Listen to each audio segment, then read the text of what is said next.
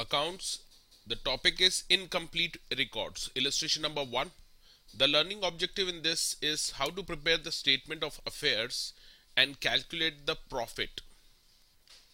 Let's see the illustration first. Assets and liabilities of Mr. X on 31st December 2011, 31st December 2012 are given.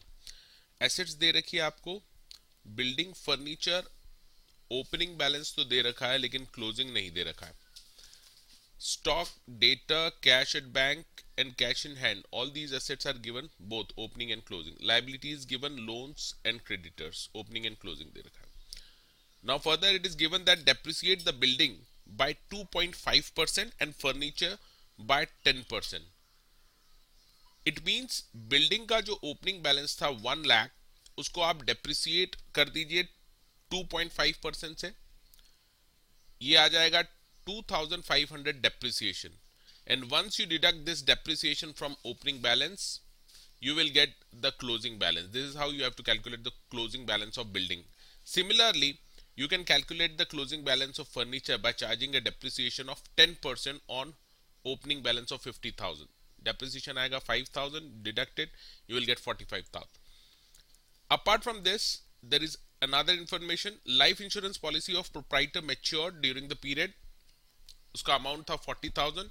It is written in the business. इसका मतलब ये fresh capital है, introduce किया है during the year by the proprietor.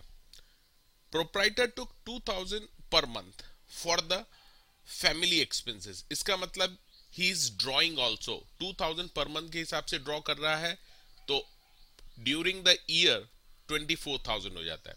Prepare the statement of affairs and find the profit. Now let's see the statement of affairs first. Statement of affairs और balance sheet में केवल इतना ही difference रहता है. Statement of affairs incomplete record से बनाई जाती है और बैलेंस शीट फुल इंफॉर्मेशन के साथ रहती. तो बाकी सारा स्ट्रक्चर बैलेंस शीट जैसे रहता है. All assets you will write in this side. ये balancing figure we have already calculated. यहाँ पर जो फिगर मिसिंग थे बिल्डिंग और फर्नीचर के, बाकी फिगर्स आपको एसेट्स के एज इट इज रखने हैं. लाइबिलिटीज का लोन्स एंड सन्ड्री क्रेडिटर्स रखना है. और इसके बाद जो फाइनल फिगर आएगा आपका कैपिटल, ये आएगा बैलेंसिंग फिगर.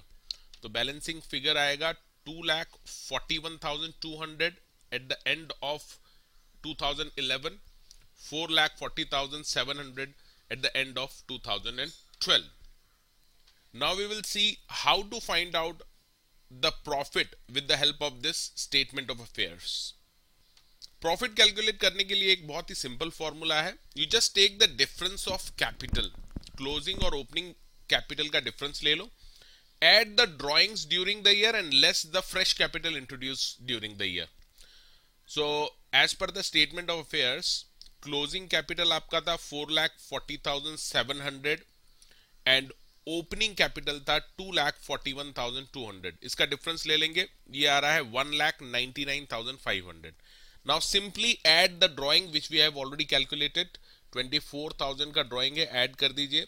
फ्रेश कैपिटल जो भी इंट्रोड्यूस किया है उसको लेस कर दीजिए, and this is how you can calculate the profit.